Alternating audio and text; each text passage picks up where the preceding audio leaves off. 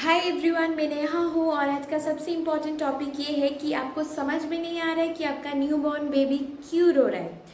आपका newborn baby की रोने का बहुत सारी वजह हो सकते हैं, तो एक एक करके मैं रीज़न आपको बताऊंगी। देखिए, न्यूबॉर्न बेबीज़ वैसे भी 6 महीने तक बहुत सारे कारण के लिए रो सकता है, क्योंकि वो अपना फीलिंग जाहिर आपके सामने कैसे करेगा। वो तो बोल नहीं पाता है ना, तो वो रो के ही करेगा।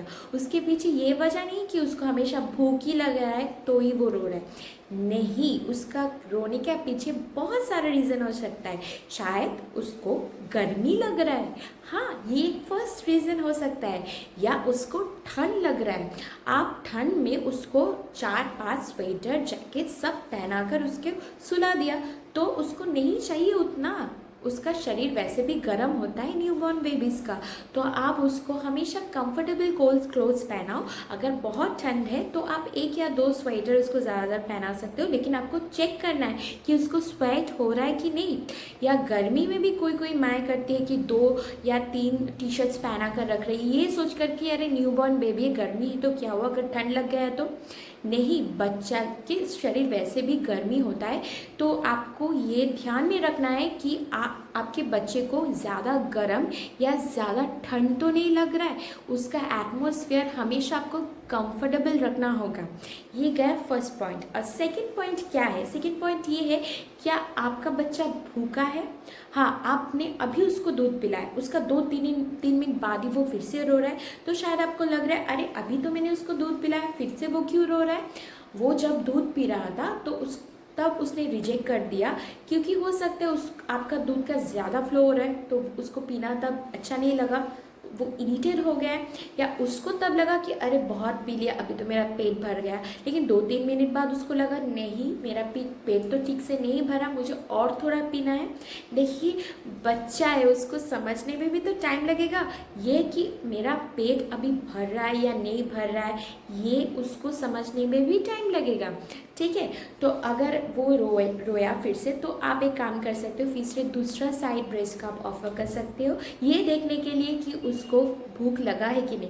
अगर वो पिया तो शायद वो भूख की वजह से ही रो रहा था। आधे घंटे के गैप में भी भूख लग सकता है, या 20 मिनट के गैप में भी भूख लग सकता है, इवन 5 मिनट की गैप में भी भूख लग सकता है। वो आपको चेक ऑन करना ही रहना है। थर्ड पॉइंट ये है कि बच्चे को कॉलिक पेन हो सकता है। जी हाँ, मतलब दूध पीने के बाद बच्चे को डकार दिलवाना बहुत ज़रूरी है। अगर आप उसको डकार दिलवाते हो तो उसको कॉलिक पेन होने का चांसेस कम होता है। और ये भी हो सकता है बच्चे को रोज़ एक पर्टिकुलर टाइम में कॉलिक पेन हो रहा है। कॉलिक पेन एक्चुअली रोज़ एक पर्टिकुलर टाइम में होता है, तो वो शाम को भी हो सकता है, वो रात को भी हो सकता है, तो वो आपको चेक आउट करना चाहिए। और अगर कॉलिक पेन की वजह से वो रो रहा है तो आप उसको कॉलिकेयर ऑफर कर सकते हो। कॉलिकेयर भी ऑफर कर सकते हो, या रोल ऑन मिलता है, वो रोल ऑन से आप हल्का सा पेट पे मसाज कर सकते हो, तो उसका कॉलिक पेन कम हो जाएगा। फोर्थ पॉइंट ये है कि रात को आपका बच्चा ज़्यादा रो रहा है, क्यों? एक्चुअली रात को ये होता है कि बच्चे को तब सोना नहीं होता है, तब तो बच्चे को जागना होता है, लेकिन आप उसको सुलाने का ट्राई कर रहे हो। एक्चुअली क्या होता है, बच्चा जब आपके पेट पे रहता है तो रात को आप जब सोते थे तो रात को उसको एक शांत सा एटमॉस्फेयर मिलता था, तो तब वो पेट पे जगा हुआ होता था, और दिन में चलते थे, काम करते थे, तो वो कंफर्ट जोन में रहता था, ऐसे ऐसे हिलता था, हिल हिल के वो सो जाता था। तो उसको वही हैबिट है कि दिन में वो सोता है, रात को उसे जगना है, लेकिन आप उसको सुलाने का ट्राई कर रहे हो, इसलिए वो रो रहा है।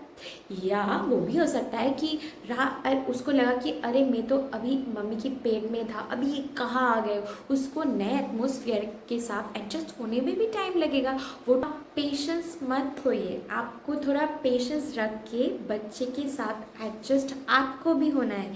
आपको भी समझना है अपने बच्चे को कि वो क्यों रो रहा है, लेकिन आप समझ पाओगे, आप माँ हो, आप अपने बच्चे को सबसे ज़्यादा अच्छा जानते हो। Last but not the least, उसको ग्रोथ स्पार्ट हो सकते हैं। हाँ, ग्रोथ स्पार्ट यानी कि ग्रोथ पेन जो होता है हर 3 महीना, 6 महीना, 9 महीने में होता है। जब ग्रोथ स्पार्ट होता है तब बच्चे को बहुत इरिटेशन होता है, उसको तब सब कुछ अच्छा नहीं लगता है, सब कुछ खराब लगता है। उसको ना खाना है, ना सोना है, ना पीना है, ना कुछ करना है। उसको एक्चुअली पेन होता है, इसलिए वो रोता है। एक्चुअली वो सब कुछ माइलस्टोन तब हासिल करता है, इस वजह से उसको ग्रोथ स्पार्ट होता है, और तब वो बहुत वजह से रोता है।